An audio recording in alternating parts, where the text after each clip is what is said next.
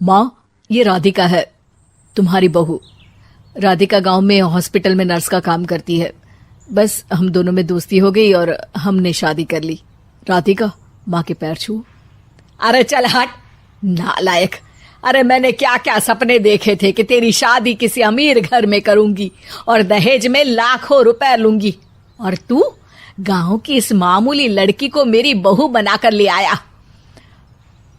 लेकिन बेटे की जिद के आगे सुनीता देवी मजबूर हो जाती है। राधिका सुनीता देवी को फूटी आंख भी नहीं भाती थी।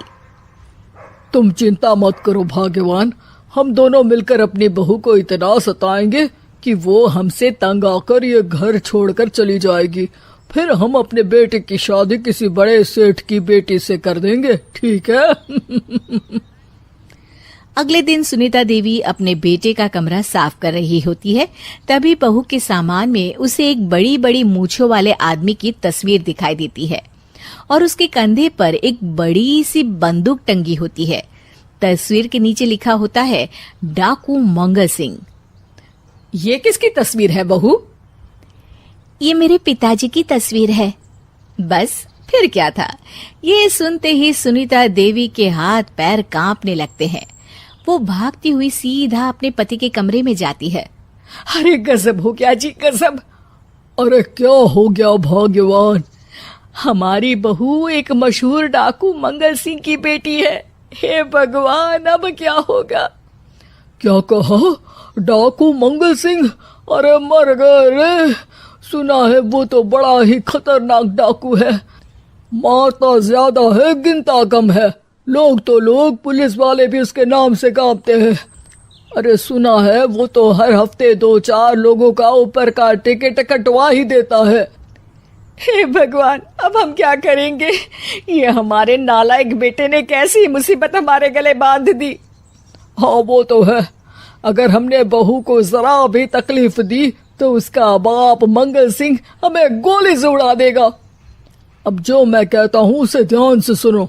तुम बहू से बिल्कुल घर के काम मत करवाना, और ध्यान रहे उसे किसी प्रकार की तकलीफ नहीं होनी चाहिए, समझ गई ना? और ऐसा ही होता है। अगले दिन सुनीता देवी रसोई में खाना बना रही होती है कि तभी, ये क्या माँ जी, मेरे रहते आप खाना बना रही हैं? चलिए हटिए, मैं खाना बना देती हूँ। अरे नहीं नहीं बहू, तू यहाँ क्यों आ गई? जा तू अपने कमरे में जाकर आराम कर, मैं खाना बना लूंगी। सुनीता देवी जिद करके राधिका को भेज देती है। फिर एक दिन, अरे फर्श पर कितनी धूल जमी है, माँ जी देखेंगी तो नाराज हो जाएंगी, मैं अभी यहाँ पोछा लगा देती हूँ। राधिका जैसे ही पोछा लगाने लगती है कि तभी उसके ससुर की नजर उस पर पड़ती है।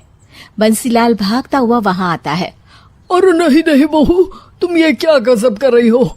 बहू तो बेटी समान होती है और हम ना अपनी बेटियों से काम नहीं करवाते। तुम आराम से बैठकर YouTube पर किड लॉजिक चैनल की सास बहू की कहानियां देखो। वो लोग ना बहुत अच्छी अच्छी कहानियां बनाते हैं। सच? आप देखते हैं?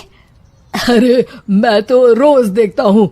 शहर की बहू तो मेरी फेवरेट कहानी है। हाँ, ये कहकर बंसीलाल पोछा लगाने लगता है। इस तरह राधिका के सास ससुर सारा दिन उसकी खुशामद में लगे रहते हैं और उसे किसी महारानी की तरह रखते थे। कैसा लगा बहू? पिज्जा टेस्टी तो है ना? अच्छा, मीठे में क्या खाओगी बोलो तो? माँ जी, मुझे तो काजू कतली बहुत पसंद है और उसके बाद 1 गिलास लस्सी मिल जाए तो मजा आ जाएगा। ये सुनते ही सुनीता देवी अपने पति को कोहनी मारते हुए कहती है, अरे सुना नहीं बहू क्या मांग रही है? जल्दी से भागकर बाजार जाइए और सब खरीद कर ले आइए। हाँ हाँ भाग्यवान, अभी जाता हूँ। राधिका की तो 5 उंगलियां घी में थी। वो तो अपने ससुराल में मजे कर रही थी। दूसरी तरफ राधिका की सास उसके लिए कभी नई साड़ी खरीद लाती तो कभी उसके लिए नए गहने बनवा देती। फिर एक दिन डाकू मंगल सिंह अपनी बेटी राधिका से मिलने अपने आदमियों के साथ आता है। उन सबको देखते ही राधिका के सास ससुर डर के मारे कांपने लगते हैं।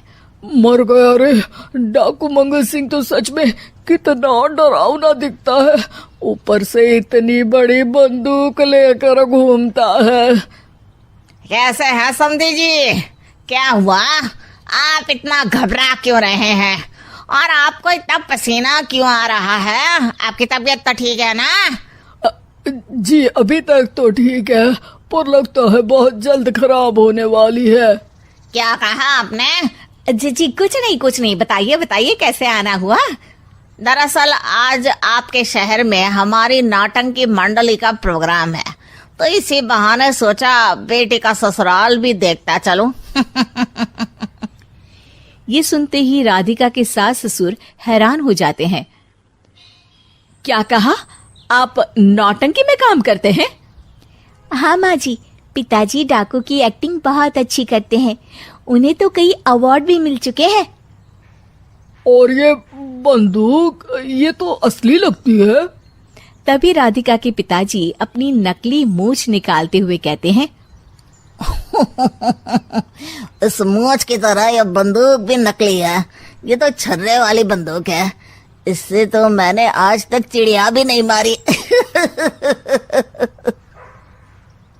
और खोदा पहाड़ निकला चूहा। इसका बाप तो मामूली नौटंकी वाला निकला, और हम इससे डर कर बहू की नौकरों की तरह सेवा कर रहे थे। आपने सही कहा जी। इसके पीछे मेरे कितने पैसे खर्च हो गए, और काम कर करके मेरी तो कमर टूट गई सो अलग। अरे बहू, तूने अपने पिताजी के बारे में हमें पहले क्यों नहीं बताया? राधिका मुस्कुराते हुए कहती है, आपने तो कभी पूछा ही नहीं ना माँ जी,